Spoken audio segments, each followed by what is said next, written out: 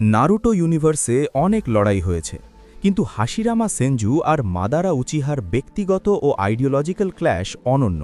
একদিকে শিনোবির দেবতা god of shinobi, অন্যদিকে উচিহার ভূত ঘোস্ট অব দ্য উচিহা।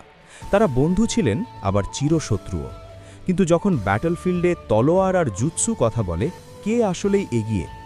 আজ আমরা শক্তি, স্ট্র্যাটেজি এবং অর্জনের ভিত্তিতে এই দুই কিংবদন্তিকে তুলনা করব।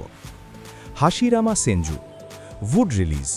হাশিরামা একমাত্র শিনোবি যিনি প্রাকৃতিকভাবে উড রিলিজ ব্যবহার করতে পারতেন। এর মাধ্যমে তিনি পুরো জঙ্গল তৈরি করতে পারতেন, যা বিজুদের কন্ট্রোল করার জন্য যথেষ্ট। সেজ মোড। কোনো ড্রিঙ্ক বা প্রেপারেশন ছাড়াই মুহূর্তের মধ্যে সেজ মোডে যেতে পারতেন। রিজেনারেশন।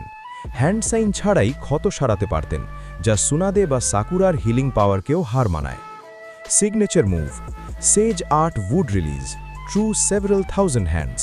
এটি এত বিশাল যে এটি পুরো সুসানোকে খেলনার মতো চূর্ণ করতে পারত। Madara Uchiha. শারিনগান ও রিনেগান। মাদারা উচিহা ক্ল্যানের সেরা জিনিয়াস।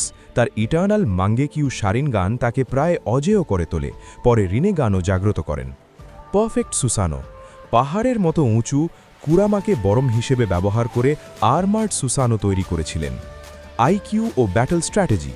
শুধু ফিজিক্যাল স্ট্রেংথ নয়, মাইন্ডের শক্তিও ব্যবহার করে লড়াই করতেন। কয়েক ধাপ আগে প্ল্যান করতে পারতেন। কেন হাশিরামা সবসময় এগিয়েছিলেন? চক্রার পরিমাণ। তার চক্রা ছিল অতি মানবীয়। মাদারা যখন 9 টেলস নিয়ে আক্রমণ করলেন, হাশিরামা একাই দুই দিক সামলাতে পারতেন।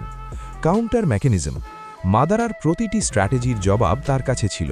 মাদারা সুসানো আনলে হাশিরামা উড ড্র্যাগন বা গোলেম নিয়ে আসতেন।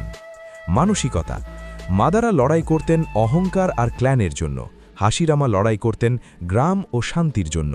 এই আইডিওলজিক্যাল পাওয়ার তাকে লড়ার শক্তি দিত।